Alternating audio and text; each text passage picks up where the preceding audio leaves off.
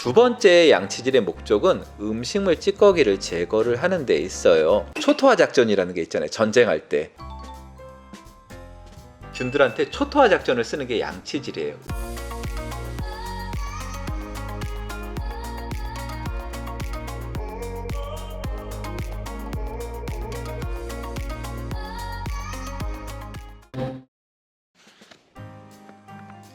안녕하세요. 환자 중심의 진료 철학을 실천하는 강북의 예치과 병원의 이상수입니다. 오늘은 양치질에 대한 부분을 한 번 더 말씀을 좀 드리려고 그래요. 사실 양치질에 대한 부분은 제가 유튜브를 통해서도 몇 번 말씀을 좀 드렸었고 굉장히 관심들을 많이 갖고 있으시더라고요. 근데 이 양치질에도 어떤 이론과 원리가 있습니다. 이를 닦는 목적이 분명히 좀 있는데, 대부분 우리 양치하실 때 보면 습관적으로 양치하시는 경우가 많잖아요. 양치질이라는 것은 정확하게 얘기를 하면은 치아를 닦는 게 아니고 치아에 붙어있는 플라그와 이 사이에 껴있는 음식물 찌꺼기를 제거를 하는 겁니다.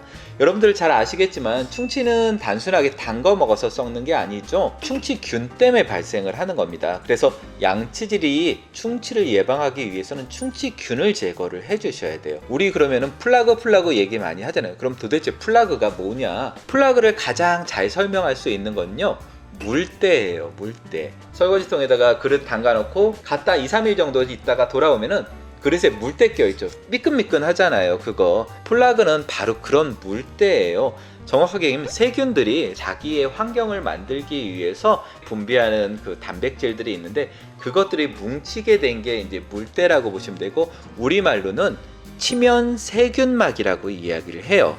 이 치면 세균막이 점점 커지면서 그 안에서 세균들이 늘어나게 되거든요. 그래서 양치의 첫 번째 목적은 플라그를 제거를 하는 게 목적이에요. 플라그라는 게 그런 물때라면 그거 어느 정도 좀 빡빡 닦아야지 닦이거든요. 그래서 양치하실 때는 어느 정도 힘을 줘서 이를 닦으시는 게 좋아요. 플라그를 잘 닦으시면은 플라그가 다시 형성이 되는 데는 상당 기간이 좀 필요하기 때문에 매일 잘 닦는 분들은 괜찮으세요.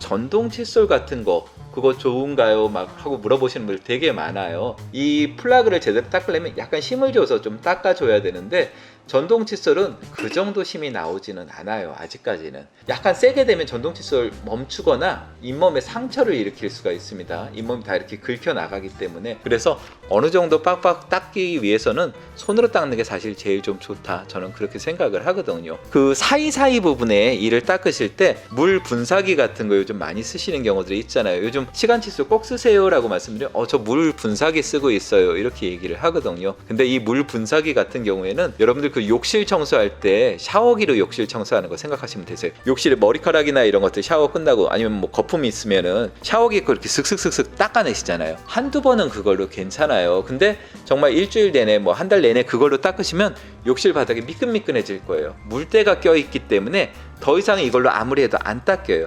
그게 꼭 같아요. 치아 같은 경우에도 그걸로만 계속하면 플라그는 안 닦입니다. 음식물 찌꺼기는 닦을 수가 있지만은 그런 것보다는 웬만하면 솔을 쓰시라고 말씀을 드리고, 다만 이제 젊으신 분들은 치간 칫솔이 안 들어갈 거예요. 잇몸 사이사이 부분에 꽉꽉꽉 잘 채워 있기 때문에 그런 분들은 이제 치실 써갖고 닦으시라고 말씀드리고, 치실도 보면은 이렇게 넣었다 뺐다 이렇게만 하시는 경우들이 있는데, 사실 치실은 넣고 구두 닦을 때처럼 이렇게 움직여 주시는 게 좋아요. 치실을 이렇게 집어넣죠. 집어넣고 이렇게 꺾어서 좌우로 움직이면서 닦으시는 거예요. 닦으면서 위로 빼내고, 반대쪽도 이렇게 앞뒤로 움직이면서 빼내고. 자, 이런 식으로 사용을 하시면은 건강한 생활을 하시는 데 도움이 좀 되실 겁니다. 두 번째 양치질의 목적은 음식물 찌꺼기를 제거를 하는 데 있어요. 우리 입안에 있는 균들이 포도당을 먹거든요. 그 포도당을 어디서 얻느냐? 우리가 먹고 남은 음식물 찌꺼기에서 얻어요. 초토화 작전이라는 게 있잖아요. 전쟁할 때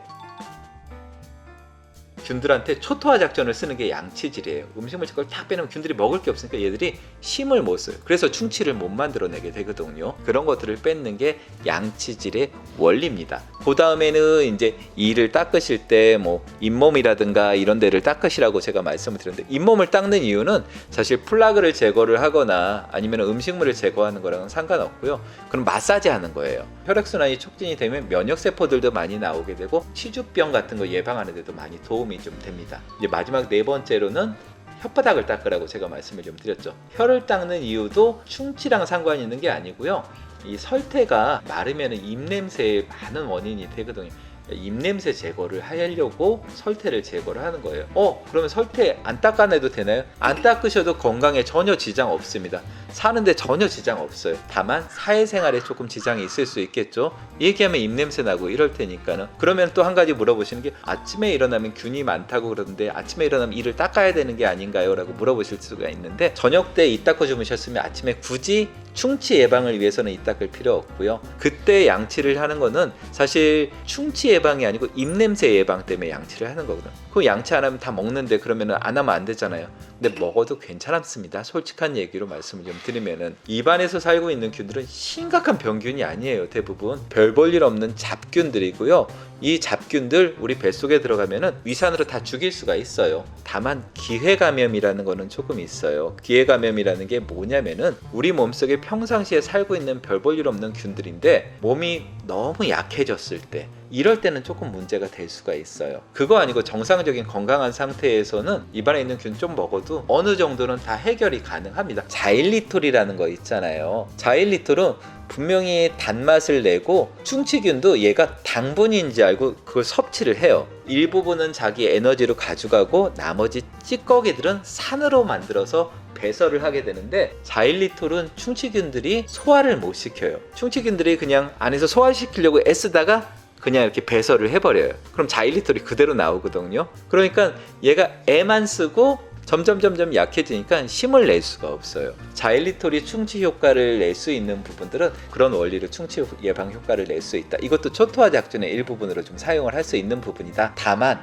조금 안타깝게도 자일리톨 껌 같은 거 이런 거 씹어갖고 충치 예방 효과를 내려면은 엄청나게 많이 씹으셔야 돼요. 사실 예방이라고 생각하시기에는 조금 엄청난 양을 씹어야 되기 때문에 거기까지는 조금 무리가 있을 것 같습니다. 그걸 재본 학자들은 없어갖고 얘기를 뭐 정확하게 말씀을 좀 드리기는 어려운데 운전할 때 씹으라고 나오는 껌 그거 하루에 한 통씩 씹으면 혹시 될까? 뭐 이렇게 교수님들 얘기를 하시거든요. 그러니까 뭐 사실 그렇게 크게 효과는 없고 그 이만한 거를 다 씹으려면은 턱에 무리가 오지 않을까 저는 좀 그렇게 생각이 좀 듭니다.